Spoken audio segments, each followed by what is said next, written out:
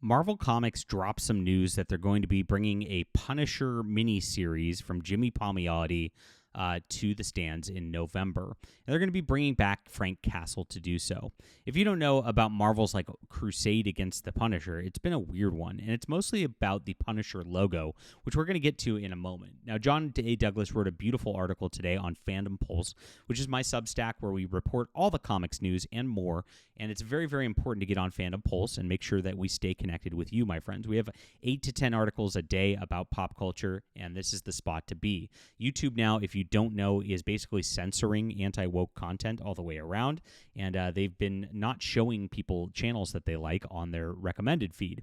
It's a big algorithm shift that was meant to like combat AI and the like, but actually is hurting a lot of real creators. I've heard about it a lot across the board, and I was showing yesterday like about a bunch of different channels that have all gotten hit. It's been pretty bad. So Substack's where it's at, and that's why we're growing it and of course working over there. Sign up for Fandom Pulse in the description below, guys, and make sure not to miss any of your independent news where you'd see stuff like this that you won't see anywhere else. There's nobody else out there, no news websites that promote independent alternatives to Marvel and DC and their woke stuff. It's so important for you to be on here. Thanks for being here, and do hit the like and subscribe button. I appreciate it. If you're new, I'd love to let me know in the description below if you're new or in the comments, because I have a feeling that YouTube shows things mostly to not new people. Love to hear from you.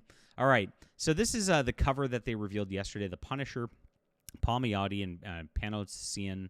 And as you can see, Frank Castle's got this like goofy looking design now. And this is an echo of a design that they were attempting to do a couple of years ago. They relaunched the Punisher a couple of times. They had Jason Aaron actually change the Punisher logo because they were so triggered by it to this like weird demonic thing that they sent Frank Castle to hell. And they did this big lecture about how he's going to stay there and his wife disavows him and he's a terrible person, all out of politics. It was one of the cringiest storylines Marvel Comics has ever produced. Now, they let the Punisher rest for a little bit, and then they relaunched a new Punisher by David Pepose, which was supposed to be an ongoing series. They always do this. Ongoing series, canceled after 6 issues. And they relaunched a different character as the Punisher with, of course, a new logo, which looked a little bit like this, with it's like the skulls kind of embedded into it in a way that doesn't actually evoke the real Punisher logo. They're scared of it. They're scared of their own creation. They're scared of the Punisher. And the reason they are is because the Punisher really, in the 80s and 90s, became like a real vigilante hero that people read, and they go, oh my gosh, this is legit. He was a Catholic. He fought for real justice. The system wasn't doing things right, and the system is corrupt. And, of course, it's rigged against, like, normal people because normal people can't get their justice. And they didn't want that messaging to be permeating around in the Joe Biden administration is really what it came down to when, of course, the administration was targeting political opponents to try to hide their own corruption and the like. It's something Frank Castle kind of would have gone after. And so, of course, they wanted to get rid of it, and they virtue signaled about it. Gary Conway, the original creator, said it was terrible. Even the police, like, took up the Punisher logo as, like, kind of a side thing because they were under attack from the administration for political purposes. And so Marvel was under this like big political operation to try to get rid of this character is where all of this came down. And they did so. Now, of course, everybody loves the Punisher. The Punisher came back in Daredevil Born Again as with Frank Castle back out there, and the TV group is like, oh gosh, we're gonna bring him back again for the next season. People are clamoring for this character, and that's the truth. I mean, this character resonates very, very well because of how good this character was built by Chuck Dixon and Mike Baron back in the day. And so since that character was built very, very well, Marvel has no choice but to try to publish something with the character. Now, they don't want it to happen, and so, of course, it's very, very difficult on this level to happen. Apparently, this Jimmy Palmiotti series was a script that had sat for years that they never wanted to produce. So this probably is going to be a decent script. Jimmy Palmiotti's a competent writer. And I know there's another Punisher comic coming out as well, which I don't have as much faith in. But they're trying to bring this character back. Of course, people want this, and they don't have much of a choice, is what it comes down to. But as you see, they do have a choice in what they do with the artistic designs, and they want to remove the Punisher skull and not actually just have that symbol out there, which is so important and means so much as a vigilante, and of course stands for a certain brand of real justice that they don't want with their social justice mentality, right? And so that's why it's really just a bummer. Even looking at this, it's like, I even if the story's all right, there's no way can't do it because I'm looking at this representation right here where Marvel goes, I hate you, right wing.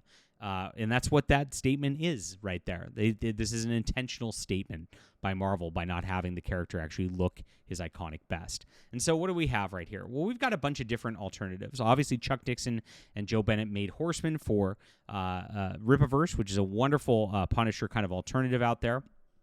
And this is a Punisher-style vigilante written by Chuck Dixon, so it feels a lot like it right there, and it's a beautiful thing right there, and good stuff. There's 2 different books of it out right now. And again, I love having all these indie alternatives, and like Tenure by Blaine Pardoe and Mike Barron. Mike Barron, another Punisher writer. This is a great one. It's a novel, and of course they have an audiobook, which I've listened to. And you listen to this like teacher just get like just slammed by woke people, and ends up, of course, getting his family killed, and he goes on a revenge mission, much like the Punisher. It's really good stuff. Book 2 is already out now, and really can't recommend this one enough. Now, there's 2 more. I've not read these, but of course, John A. Douglas is recommending them. One called Sledge versus the Labyrinth. And Indie Scene made an impact touching on unapologetic ultra-violence hasn't been tapped since the 80s era action movies. Sounds pretty cool right there. And then we have Hellborn King by Christopher B. Brenning. Now, this one looks like a little bit more of a medieval sort of thing, so I would not really categorize this as much of the Punisher sort of things.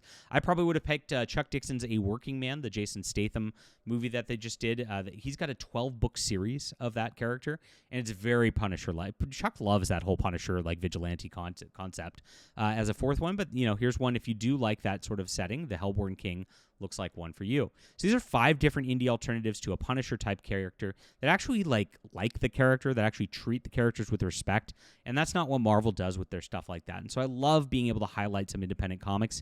Again, this is something that only we do on Fandom Pulse. There's no other news website that highlights this kind of stuff. CBR, IGN, and the like, they're all just shills for Marvel. They just repost and regurgitate people's press releases from these corporations and the like. And that's why we try to do something different. That's why we're building an alternative culture here, guys. So this is very important. Sign up for the Substack in the description below. Get on Fandom Pulse. This is where your news is at, and I appreciate you guys for being here. What do you think about the Punisher thing? Are you going to be reading it, or are you going to be leaving it alone? Like I said, I like Palmiotti, and it is an older script, so probably the story's going to be all right, is what I assume with it, but I just can't do it. If Marvel is going to disrespect us with this like crap-looking fake logo, it is a slap in our face saying, you're going to buy it anyway, bigots, and I don't like that kind of behavior from these companies, so we have to send a message. All right, leave a comment down below, get on Fandom Pulse, hit the like and subscribe button. We'll be back.